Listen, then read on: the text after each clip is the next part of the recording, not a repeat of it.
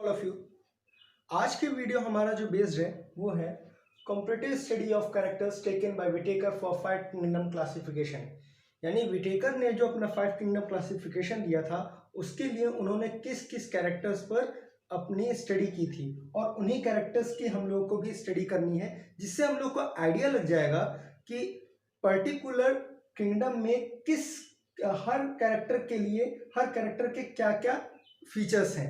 जैसे कि यहाँ पे मैंने टेबल बना रखी है आपके लिए, और टेबल में ये जो इस साइड है यहाँ पे मैंने सारे कैरेक्टर्स लिख रखे हैं। जैसे पहला कैरेक्टर है सेल टाइप यानी कि कोशिका का प्रकार, दूसरा होता है कोशिका भित्ति यानी कि सेल वॉल, तीसरी है न्यूक्लियर मेम्ब्रेन यानी कि केंद्रक झिल्ली, चौथा है बॉडी ऑर्गेनाइजेशन यानी कि शरीर संगठन, पांचवी है मोड ऑफ न्यूट्रिशन यानी कि पोषण का प्रकार, और 6 वन इज रिप्रोडक्शन।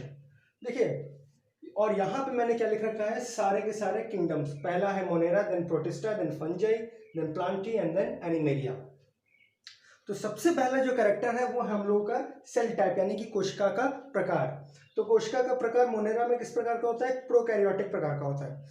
अभी मैं आपको कुछ एक चीज क्लियर कर देता हूँ। होता क्या है कि कुछ स्टूडेंट्स ऐसे होते हैं जिनको 12th तक भी प्रोकैरियोट्स और यूकैरियोट्स में डिफरेंस नहीं मालूम होता है। उनको ये भी नहीं मालूम होता है कि ये किस किस किंगडम से संबंधित होगा और यूकैरियोटिक किस किंगडम से संबंधित है। उनको उनको आइडिया नहीं लगता, वो कंफ्यूज, बुरी तरह कंफ्यूज रहते हैं। तो ये अगर आप कॉम्परेटिव स्टडी कर लेंगे तो हर कैरेक्टर का आपको एक आइडिया लग जाएगा, आपको कंफ्यूजन दूर हो जाएगी। जैसे कि मोनेरा में जो सेल टाइप होती है वो कैसी होती है? प्रोकैरियोटिक टाइप की होती है। प्रोकैरियोटिक का मतलब क्या होता है? ऐसी कोशिका या ऐसी सेल जिसमें केंद्रक इंसिपिएंट या इनकम्प्लीट या फिर प्रिमिटिव टाइप का हो। तीनों चीजें एक ही हैं, अलग अलग नहीं है। प्रोकैरियोटिक मतलब जिसमें कि न्यूक्लियस कैसा हो? प्रिमिटिव हो, या फिर उसको हम लोग क्या कहेंगे? इंसिपिएंट हो, या फिर उसको इनकम्प्लीट न्यूक्लियस कहेंगे। तो मोनेरा में प्रोकैरियोटिक टाइप की सेल होती है।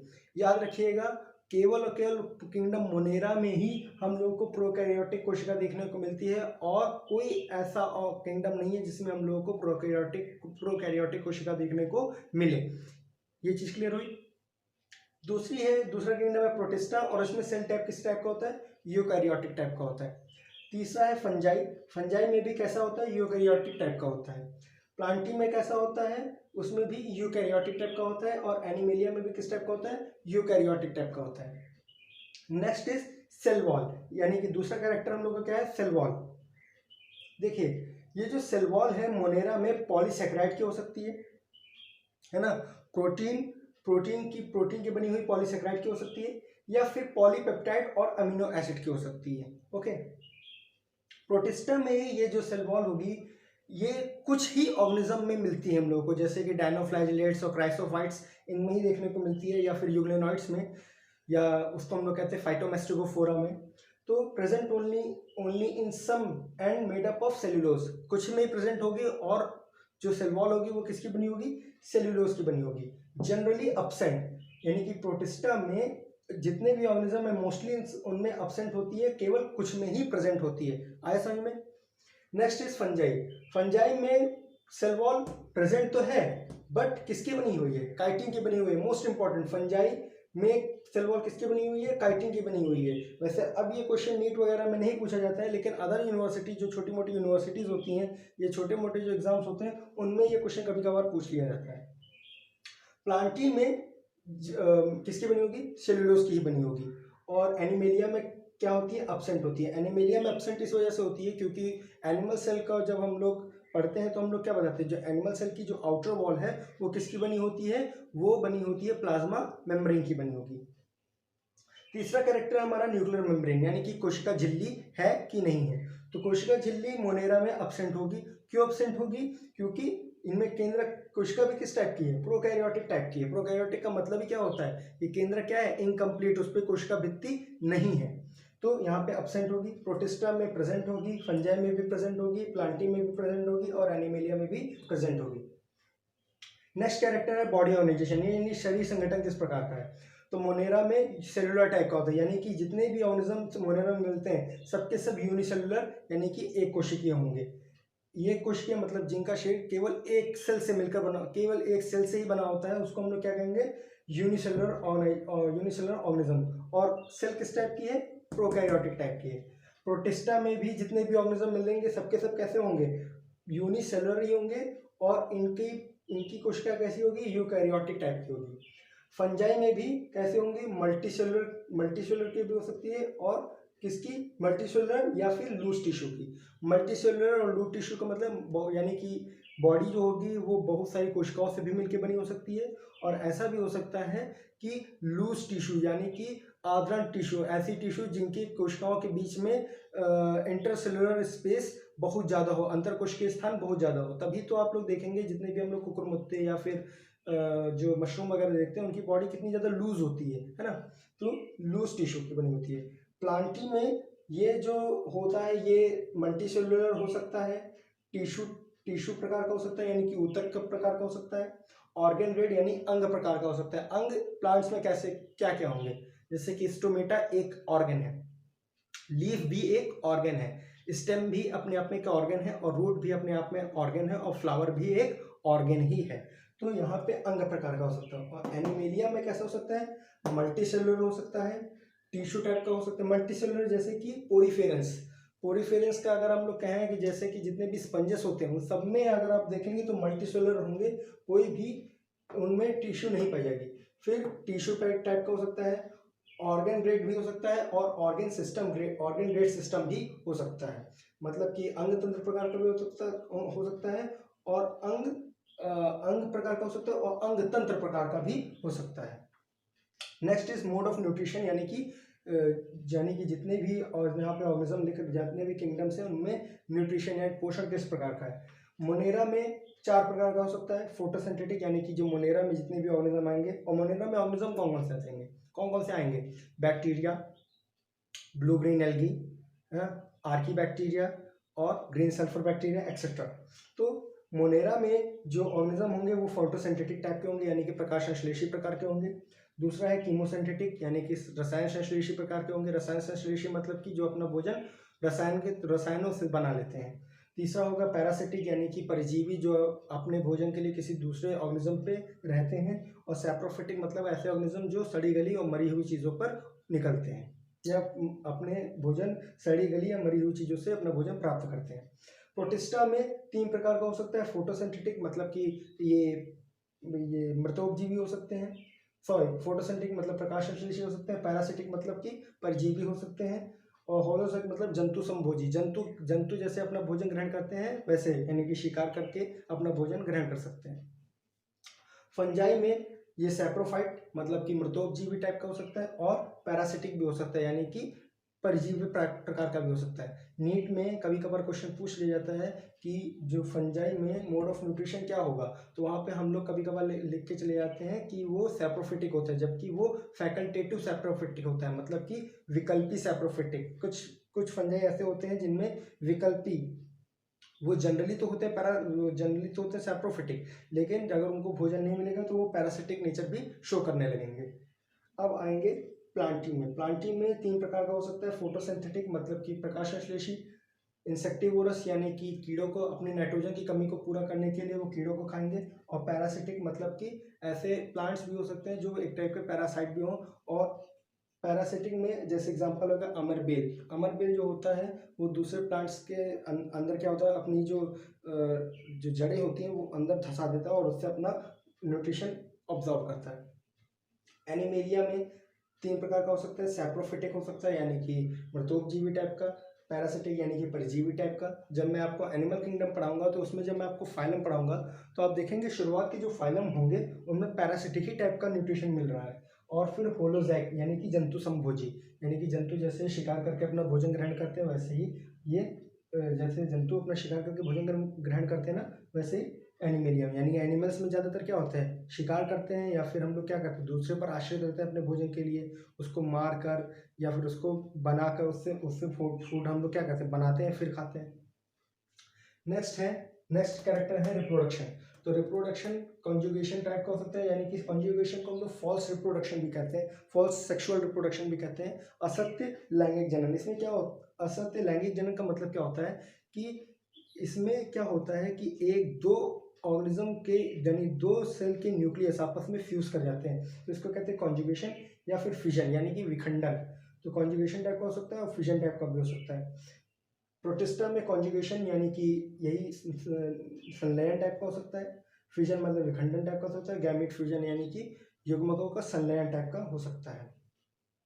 फंजाई में 3 टाइप के होंगे, स्पोरुलेशन हो सकता है, कई प्रकार के हो सकते हैं, लेकिन मैंने यहाँ पे 3 लिख रखे हैं। स्पोरुलेशन यानी स्पोर बन सकते हैं, बडिंग यानी कि बड्स निकल सकती हैं, और फर्टिलाइजेशन यानी कि जो युग्मक होंगे वो आपस में फ्यूज करके फर्टिलाइज होकर क्या बनेंगे, गैमेट बनाएंगे। प्लांटिंग में भी फर्टिलाइजेशन यानी कि दो गैमेट आपस में फ्यूज करेंगे और फर्टिलाइजेशन से गैमेट बनाएंगे। और एनिमेलिया में भी, जैसे एनिमेलिया में एक टैब मैंने लिख रखा है रीजनरेशन। जैसे रीजनरेशन का मतलब क्या हुआ कि आप ऑर्गेनिज्म को 2-3 पार्ट्स में कट कर दीजिए और हर पार्ट से एक नया ऑर्गेनिज्म तैयार हो जाएगा। जैसे इसका एग्जांपल होगा प्लानेरिया, तो प्लानेरिया में रीजनरेशन होता है। तो मैंने एक टैब लिख रखा है, ऐसे बहुत सारे टैब हो सकते हैं, जैसे जिम्यूल टाइप का होता है, वो स्पंजस में होता है।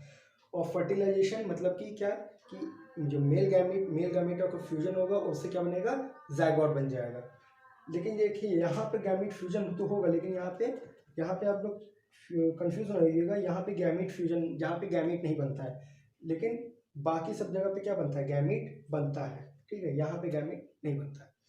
बाकी इसका मोनेरा का एग्जांपल क्या होंगे, जितने भी बैक्टीरिया हैं, जितने भी साइनोबैक्टीरिया यानी ब्लू ग्रीन एल्गी, जितने भी आर्की बैक्टीरिया हैं, वो सब किस में क्लासिफाइड होते हैं, मोनेरा में क्लासिफाइड होते हैं। प्रोटिस्टा में जितने यूनिसेलुलर यूकैरियोट्स जैसे कि डायनोफ्लैजेलेट्स, क्राइसोफाइट्स, यूग्लेनॉइड्स और प्रोटोजोन्स जितने भी होते हैं सब प्रोटिस्टा में। फंजाई में आपके जितने भी शैवाल होंगे, जैसे कि आपके कुकुरमुत्ता आपने नाम सुना होगा, और मशरूम नाम सुना होगा, और पीथियम नाम सुना होगा, ये सब जितने भी शैवाल होंगे वो सब, सॉरी कवक होंगे, वो सब के सब किस में क्लासिफाइड किया होते हैं, फंजाई में क्लासिफाइड होते हैं। प्लांटिंग में जितने भी प्लांट्स हैं, प्लांट्स मतलब एल्गी से लेकर, शैवाल से लेकर फ्लावरिंग प्लांट्स तक यानी कि एंजियोस्पर्म तक जितने भी प्लांट्स हैं सबके सब प्लांटिंग में क्लासिफाइड होते हैं। और एनिमेलिया में कौन कौन से एनिमल्स क्लासिफाइड होंगे, पोरीफेरा से लेकर, फाइलम पोरीफेरा से लेकर कॉर्डेटा यानी कि स्पंज से लेकर ब्लू व्हेल तक हर ऑर्गेनिज्म, हर एनिमल किस में क्लासिफाइड होगा, एनिमल्स में क्लासिफाइड होगा। तो ये कॉम्परेटिव स्टडी है किसकी, 5 किंगडम क्लासिफिकेशन की। इससे आपको ये आइडिया लग गया है कि हर किंगडम में क्या जनरल कैरेक्टर्स क्या क्या होंगे, आपकी कंफ्यूजन इससे क्या होगी, दूर हो जाएगी। आप इसका स्क्रीनशॉट ले लें। इस स्लाइड में मैंने कुछ हर किंगडम से रिलेटेड कुछ एग्जांपल लिख रखे हैं। इससे आपको यह आइडिया लग जाएगा कि आपको इस चैप्टर में पढ़ना कितना है, आपको किन किन चीज़ों की जानकारी आपको इसमें लेनी है। तो जैसे देखते शुरू करते हैं। जैसे मोनेरा, किंगडम मोनेरा में कई चीज़ें पाई जाती है, जिसमें से कुछ हैं जैसे साइनोबैक्टीरिया है, आर्कीबैक्टीरिया है, यू बैक्टीरिया है, माइकोप्लाज्मा है। तो साइनोबैक्टीरिया जिसको हम लोग ब्लू ग्रीन एल्गी भी कहते हैं, उसमें नॉस्टॉक और एनाबिना, यानी कि आपको साइनोबैक्टीरिया के बारे में पढ़ना है। आर्कीबैक्टीरिया यानी प्रिमिटिव बैक्टीरिया है, ऐसे जीव जो हमारी धरती पर सबसे पहले, माना जाता है कि आर्कीबैक्टीरिया हमारी धरती पर सबसे पहले आए थे। और आर्कीबैक्टीरिया, आर्की का मतलब ये होता है प्रिमिटिव, यानी कि प्रिमिटिव बैक्टीरिया। ये 3 टाइप के होते हैं, मेथोजेंस, हेलोफिल्स एंड थर्मोएसिडोफिल्स। तो आपको इसके बारे में पूरा डिटेल में पढ़ना है, यानी मिथोजेंस के बारे में भी, हेलोफिल्स के बारे में भी, और थर्मोएसिडोफिल्स के बारे में भी। नेक्स्ट है यू बैक्टीरिया यानी कि ट्रू बैक्टीरिया। ट्रू बैक्टीरिया में 2 टाइप के बैक्टीरिया के बारे में आपको पढ़ना है, gram positive and gram negative bacteria. Next is mycoplasma, तो आपको माइकोप्लाज्मा के बारे में भी थोड़ी बहुत स्टडी करनी है। Next is protista. अच्छा, माइकोप्लाज्मा को हमारी धरती का अब तक की सबसे छोटी सेल के नाम से भी जाना जाता है, कि माइकोप्लाज्मा जो होती है वो हमारी बॉडी की वो हमारे धरती पर पाई जाने वाली सबसे छोटी सेल है। प्रोटिस्टा, किंगडम प्रोटिस्टा में आपको टोटल 5 चीजों के बारे में पढ़ना है, डायनोफ्लैजेलेट्स, क्राइसोफाइट्स, यूग्लेनॉइड्स और slime moulds, and last is phylum protozoa. Protozoa, dinoflagellates मतलब ऐसे प्रोटिस्ट जिनमें 2 फ्लैजला होते हैं, जिनकी बॉडी पर 2 फ्लैजला होते हैं। जैसे एग्जांपल आपके सामने नॉक्टिल्यूका, गोनोलैक्स और पायरोसिस्टिस। क्राइसोफाइट्स मतलब कि colourful protist, colourful photosynthetic protist chrysophytes, ये डायटम्स और डेस्मिड्स हैं। आपको इन सब के बारे में, डायनोफ्लैजेलेट्स के बारे में भी पूरा डिटेल में पढ़ना है, क्राइसोफाइट्स के बारे में भी डिटेल में पढ़ना है। नेक्स्ट है यूग्लिनार्ड। यूग्लिनार्ड में जैसे आता है यूग्लिना, यूग्लिनार्ड के बारे में आपको डिटेल में पढ़ना है। And next is slime moulds, यानी कि फॉल्स फंजाई। स्लाइम मोल्ड्स को हम लोग फॉल्स फंजाई भी कहते हैं, और इनको भी हम लोग को डिटेल में पढ़ना होगा। And next will is phylum protozoa. Phylum protozoa की हम लोग कॉम्परेटिव स्टडी करेंगे, जिससे कि आपको एक ही स्लाइड में आपको फाइलम प्रोटोजोआ की पूरी नॉलेज हो जाएगी। Next is fungi. Kingdom fungi में आपको चार क्लासेस के बारे में पढ़ना है, जैसे फाइकोमाइसेटिस, इसमें आएंगे एल्ब्यूगो और राइजोपस। एस्कोमाइसेटिस मतलब कि जिनमें क्लब, इनको हम लोग कहते हैं क्लब शेप फंजाई, और इसमें आएंगे आपके इसमें बैग लाइक फंजाई आएंगे, जिसमें आपके आएंगे एस्परजिलस एंड न्यूरोस्पोरा। एस्परजिलस और न्यूरोस्पोरा ये दोनों नीट वगैरह में पूछे भी जाते हैं बहुत ज़्यादा। बेसिडियोमाइसेटिस, इनको हम लोग क्लब फंजाई भी कहते हैं, और इसमें आते हैं अस्टिलागो एंड एगैरिकस।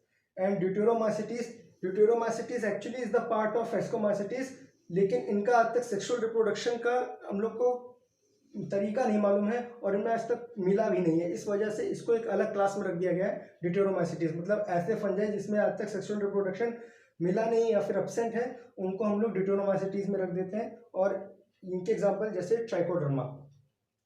नेक्स्ट है किंगडम प्लांटी। किंगडम प्लांटी को कई डिवीजन में बांटा गया है। किंगडम प्लांटी के बारे में हम लोग को पढ़ना है कि किंगडम प्लांटी के कैरेक्टर्स क्या क्या है। ये जितना भी इसका ओवरव्यू दे रखा है, ये हम लोगों को नेक्स्ट चैप्टर में पढ़ना है, लेकिन फिर भी मैं बता देता हूँ कि किंगडम प्लांटी जो है वो 5 डिवीजन में डिवाइडेड है। जैसे कि पहला है एल्गी, देन है bryophyte, then pteridophyte, then gymnosperm and then angiosperm. Algae में जैसे आपको स्पायरोगायरा, यूलोथ्रिक्स, वॉलवॉक्स। ब्रायोफाइट्स यानी कि ऐसे ये इनको हम लोग बोलते हैं प्लांट किंगडम का एम्फीबियन। ब्रायोफाइट्स को हम लोग बोलते हैं प्लांट किंगडम का एम्फीबियन, यानी धरती पर यानी कि जमीन पर आने वाले पहले पादप थे वो ब्रायोफाइट्स थे। इनमें एग्जांपल है जैसे रिक्शिया, मार्केंशिया। नेक्स्ट इज टेरिडोफाइट्स यानी मॉस, जिनमें रूट पहली बार डेवलप हुई, रूट एंड लीफ पहली बार डेवलप हुई। Next is gymnosperm, naked seed, जिसमें सीड का फॉर्मेशन पहली बार हुआ, लेकिन ये सीड कैसे थे, नेकेड थे। तो जिम्नोस्पर्म्स जैसे एग्जांपल यहाँ पर आपके सामने है साइकस, स्पाइनस एंड फेड्रा। टेरिडोफाइट्स में एक और एग्जांपल मैं लिख दे रहा हूँ, इसको हम लोग कहते हैं सेलाजिनेला।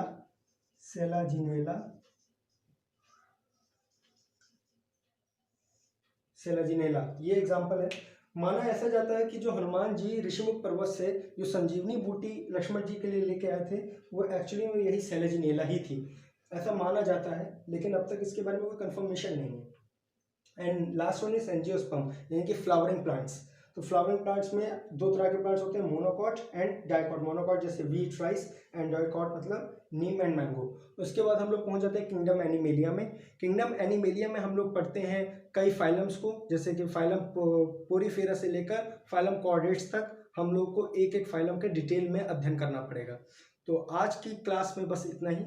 नेक्स्ट क्लास से हम लोग किंगडम मोनेरा के बारे में डिटेल स्टडी करना शुरू करेंगे, और ये स्टडी काफ़ी ज़्यादा बड़ी है, क्योंकि किंगडम मोनेरा से बहुत ज़्यादा क्वेश्चन पूछे जाते हैं। यानी ये कह लीजिए पूरा चैप्टर ही बहुत इंपॉर्टेंट है। यहाँ से क्लास एग्जामिनेशन में भी और साथ में कॉम्पिटिटिव एग्जामिनेशन में भी बहुत ज़्यादा क्वेश्चन पूछे जाते हैं। इस वजह से इसको हम लोग डिटेल में नेक्स्ट वीडियो से पढ़ना स्टार्ट करेंगे। तब तक के लिए थैंक यू।